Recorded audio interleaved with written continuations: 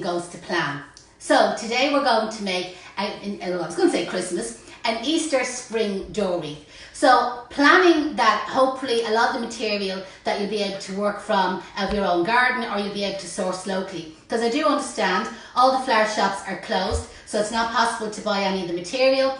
And so what I decided was, for making my frame today, I was going to use a co-hanger. So a wire co-hanger is something that most people probably have in their house. You know that way. I know they're probably not one of my favourite co-hangers, but most people have one or two of these in the back of their wardrobe.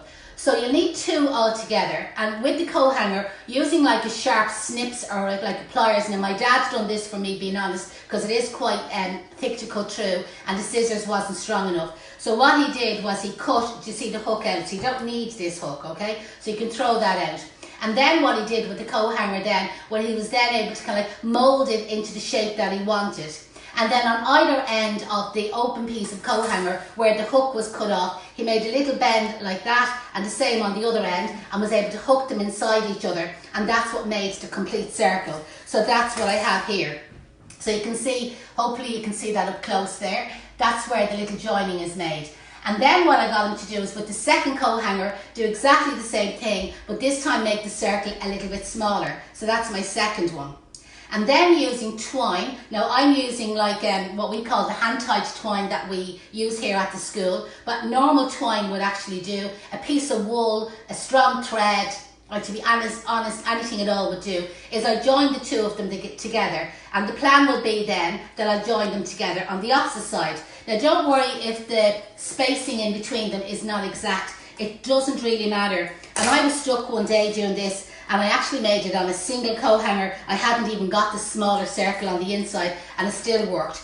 So just with a short piece of the twine, on the opposite side, I'm just kind of tying a double knot over here, just to hold them together. So Ben, is there anybody tuned in, anybody watching? Give us a little bit of feedback what's happening. There's a few people tuning in.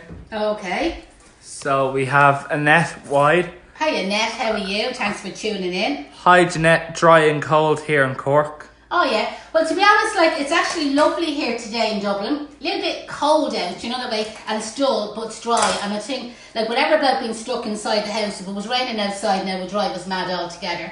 And the difference here in Rialto, with the construction closed down, all the works over in the hospital has stopped. So normally, obviously I'm on the ground floor here now today, but normally when we're in work, we're looking out the window at all the cranes flying around like working.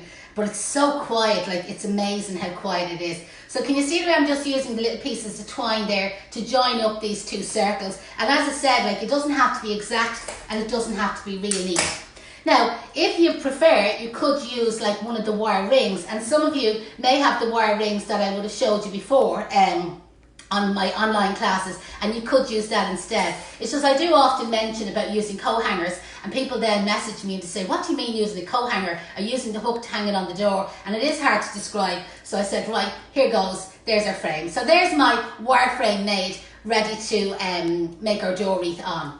Now again, if you've been watching in the past, I normally moss these up using fresh moss, and if you remember in the past, Deirdre was up in Glendalough, and do you remember that big lump of moss that fell into her handbag, and we used that for mossing up the bases? Or another time I was up in Deirdre's garden, and I used a straw that she uses for her chickens. Actually, did you see the photograph yesterday of all the chickens in Deirdre's sitting room? She said she was out in the garden getting all the greenery ready for me, and she came back in and there was about half a dozen chickens all in her sitting room, delighted with themselves, doing their little bit of self-distance and home isolation. But I'm always mentioning that you could actually make a base using Q-Press. And again, it's something I've never actually demonstrated live, and a lot of people send me messages about it. So when Deirdre's chickens were having the run of the house yesterday, she was out in the garden cutting down, like your Leylandes, your Q-Press, your palm trees, this type of greenery. And this greenery is great for making up your bases. And most people are able to get their hands on some of it, or your neighbours happen to have some of this growing, or it's growing over the wall into your garden, and once it's in your garden, it belongs to you. Now you could use, for attaching on your greenery, you could use your twine again, or your strong ball of wool, or again anybody at home that happens to have real wire, you could use the real wire as well. So what I'm going to do is attach on the real wire just by kind of giving it a few little twists here. But if you're using the ball of twine, just tie a knot on. And then what you do is you get one of your branches. I'm just going to bend down that little pointy part there. Get one of your branches and rest it down. Ben, can the counter be seen in the camera here? Yeah? Yeah. Yeah. So rest your frame on the table, and then using either your ball of wool or your twine, then just start wrapping it. You need to pull it real tight, okay? Start wrapping it around the base, and then just mould the branch into place there. You see, wherever, like obviously it's going to stick out.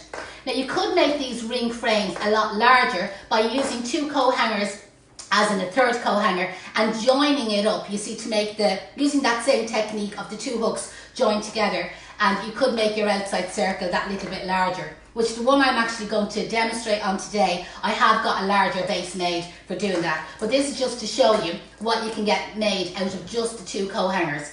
Now, when I ran out of the first branch, I just overlapped the second branch onto the frame. And again, with the reel wire or your ball of wool or your twine, you can see the way I'm just wrapping this around nice and gently. You don't have to pull it real tight. And then where your branch starts to stick out, just kind of like mould it in onto your base and then pull the wire just that extra little bit tighter around it. Now where I'm running out again, you can just get your second or your third branch in my case, slightly overlap it, and again around you go. So if we have any questions there, Ben, anybody watching? Yeah, we're getting loads of hearts and loads of shares. Oh, that's what we want, loads of hearts and loads of shares. The sharing is really what we want. I love the hearts as well. And I really appreciate the way yesterday and the day before everybody like shared like the live videos that I did. Really appreciate it. You don't realise because obviously the school is closed and we don't have people going onto the website inquiring about classes and so on. Well, there's a thing called SEO, Search Engine Optimization.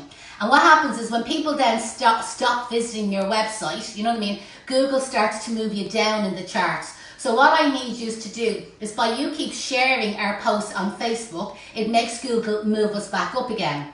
And the other thing is, just around to the beginning here. Now, if you'd like to make your frame a little bit chunkier, you can get extra branches. And again, you can just add them in on top of the previous ones. And when you get good at this, you could actually put the 2 branches on at the same time. So can you see the way I'm adding on the branches there, just to make it a little bit chunky? I'm just at the end of that branch. So then I'm just going to overlap another little bit of greenery, and around I go. These can actually look really well, even just to hang on your door on their own. Make them a lot chunkier now than what I'm actually doing here today. But so they're costing you nothing. 2 co-hangers, a little bit of wool or twine to attach it, and a few branches of foliage.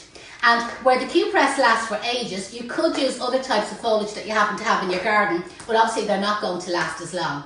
Now when you get to the end, all you do, if it's the wool or the twine that you're using, cut it and just tie a knot. If you're using the reel wire, just cut the reel wire, and the raw piece of wire that's left over, stick that back down in.